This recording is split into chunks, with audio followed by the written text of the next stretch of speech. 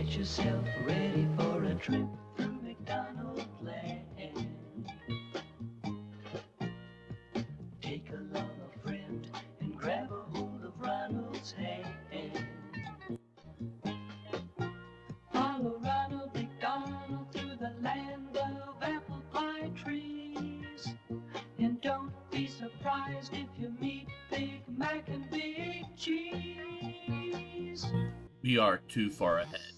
We must go back. The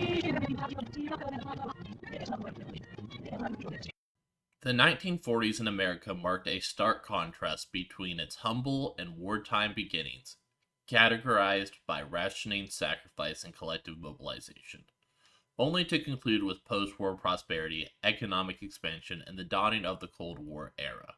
And during this era of famine and feast, a corporate empire has its birth. The welcoming, motherly arches, waiting for us at every McDonald's, has a much less idealistic start than most consumers realize. Our story starts not with a burger, but with barbecue. In 1940, Richard and Maurice McDonald opened their first restaurant, a barbecue drive-in. While a successful restaurant, the brothers will change their business model to focus on profits and efficiency. The 1948 changes were motivated by the consumer. First, consumers were not purchasing the more expensive barbecue sandwiches, instead ordering the cheaper hamburgers and cheeseburgers. Additionally, the restaurants were still using real dishes, which were lost or broken frequently by visitors. Finally, drive-in restaurants were starting to get a reputation of a seedy hangout spot for teens. All of these problems were caused by the same group of visitors. The McDonald's restaurant's main customers are teens. To address these concerns, McDonald's had a major change. First, McDonald's will change their menu focusing on burgers, fries, milkshakes, and apple pie, which were prepared, wrapped, and kept warm under a heat lamp. Second, plates were removed from the restaurant and the food wrappings served to replace them. Third, McDonald's changed from a drive-in hangout to a family dine-in experience, with efficiency being a means to get customers in and out quickly, reducing the amount of idle hangout time for the rambunctious teenage crowd. This business model would become highly successful, and McDonald's would begin to open more restaurants. 1950s McDonald's history is covered by one man's name, Ray Kroc. Kroc first traveled to McDonald's in 1954, intrigued on why a single restaurant was buying so many of the milkshake blenders he was selling. This fascination with the restaurant would result with Kroc buying out the McDonald's brothers for $2.7 million, almost $28 million in modern money. Kroc's full acquisition of the McDonald's brand is the final barrier that McDonald's needed to unleash its potential. In 1962, McDonald's launched the first iteration of the iconic Golden Arches. In 1963, the most silliest, hamburger-eatingest clown is born, and McDonald's has his mascot, and it isn't creepy at all. The world's newest, silliest, and hamburger-eatingest clown, Ronald McDonald. Now, where is that clown? Oh, Ronald! Hey, Ronald! Here I am, kid. Hey, isn't watching TV fun? Especially when you got delicious McDonald's hamburgers. With this abomination, McDonald's founds its most successful market: children. Fortunately for McDonald's, and unfortunately for American public health, McDonald's advertising is a huge success, and Ronald becomes the American child's best friend. Trying to capitalize on the naivety of children and the apathy of parents, McDonald's will continue their ad campaign to target the most vulnerable populations and continue to evolve. Fortunately for McDonald's, the entertainment industry had already decided the next wave for children's entertainment: puppets. Puppets in television date back to 1940s America with the hit show Kukla, Fran, and Ollie. But the medium was gaining popularity in the late 60s, with two iconic puppet-based TV shows coming out in 1969, Sesame Street and HR Pufnstuf. What better for a corporate icon than what's already popular for kids? And by 1970, McDonald's was already in talks with HR Pufnstuf creators Sid and Marty Krofft to market McDonald's using the Pufnstuf franchise. On August 31st, 1970, the deal was on, and the McDonaldland advertising series was running.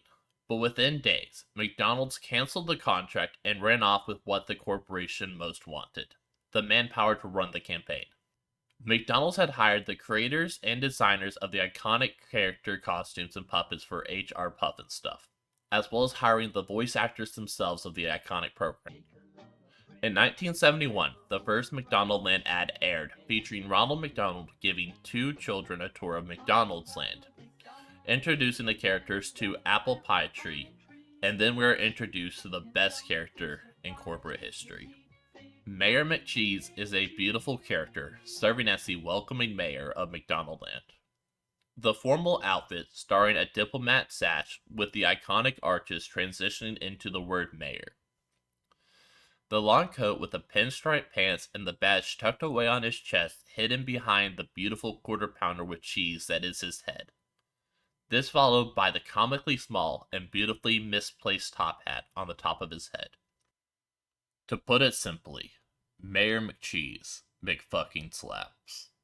And it concludes with Ronald bringing the kids to McDonald's to enjoy a meal made of the living creatures walking from a distance as their friends and loved ones are consumed for our pleasure. This is the first full introduction we have to Mayor McCheese, and already his days are limited. Shortly after airing of the commercial, the Krofft filed a lawsuit against McDonald's for copyright infringement, and the main point of evidence they have is Mayor McCheese. Sid and Marty Krofft point out specific factors to the court to be considered. 1. The target audience for the marketing campaign of McDonaldland is children, and children are stupid, and a child doesn't have the same capability of differentiating between characters as an adult has. 2.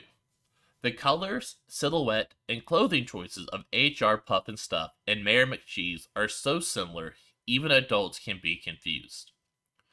An actual quote from the trial is, "We do not believe that the ordinary, reasonable person, let alone a child, viewing these works will even notice that Pufnstuf is wearing a cummerbund while Mayor McCheese is wearing a diplomat sash." And the final nail in the coffin was the way that McDonald's acquired the previous staff and crew of H.R. Pufnstuf. This proved that McDonald's had access to the intellectual property of H.R. Pufnstuf to build a near identical world and character designs based off of their intellectual property. This lawsuit was a huge problem for McDonald's and its plan for McDonaldland, because in 1972, after the first advertisement, the McDonald's Playplace empire began. There is an incredible video on the Papa Meat YouTube channel going into detail of the McDonald's Playplace, which will be linked below. Go show him some support. In 1972, set makers, in combination with McDonald's, will start producing custom-made playground equipment for McDonald's, allowing for McDonaldland to be brought to your hometown. In a video meant to be sent to McDonald's franchises around America to promote the installation of a McDonaldland Playplace, we see an insight into the plans of corporate McDonald's. We are introduced to Eric and his family eating at their local McDonald's, and the father figure brings up the idea of the McDonald's is great, but it's missing the outdoors. After an awkward silence, Eric starts to hear music in his head and runs off down an abandoned alley, and his brilliant parents don't even realize that their son has disappeared. And holy shit, that kid looks suspiciously like Eaton Patz, who was the kid who made putting missing kids on milk cartons a nationwide phenomenon. Shockingly, Eric isn't kidnapped, but finds his way into something even more creepy. A talking statue. The talking Ronald McDonald then introduced Eric to the play area, and then we're able to watch a young boy play on various rides and playground equipment for over 2 minutes, all from slightly creepy angles.